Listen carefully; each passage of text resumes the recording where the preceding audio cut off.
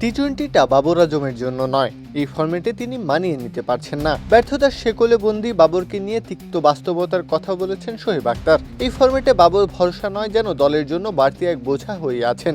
বিশ্বকাপের মঞ্চটাই তার বাস্তব প্রমাণ।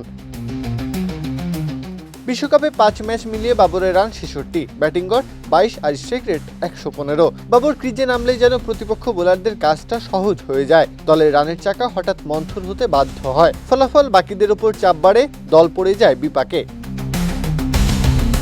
পাকিস্তানের সাবেক পেসার শোয়েব আখতার তাই বিরক্ত হয়ে বলেছেন, বাবরকে নিজেই সিদ্ধান্ত নিতে হবে এই ফরম্যাট তার জন্য কিনা।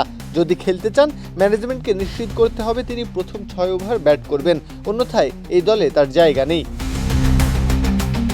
সাম্প্রতিক সময়ে বাবরকে দেওয়া হয়েছে 4 নম্বরের গুরু দায়িত্ব। পাওয়ার প্লেতে ধীরগতির ব্যাটিংয়ের কারণেই তাকে 4-এ নামানো হয়েছে। খোদ পাকিস্তান কোচ মাইক হেসনই জানিয়েছেন এমনটা। তবে সাবেক অধিনায়ক শহীদ আফ্রিদি মনে করেন বাবর 4 নম্বরে খেলতে পারছেন না। তিনি বলেন, আমি মাইক হেসনের কথা বুঝতে পারিনি। বাবর এমন ব্যাটসম্যান নয় যে পাওয়ার প্লে থেকে সুবিধা নিতে পারে বা 10 ওভার পরে বড় শট খেলতে পারে। আমি 15 বার শুনেছি, কিন্তু বুঝতে পারিনি। যদি এমন হয় তাহলে বাবর কেন খেলছেন।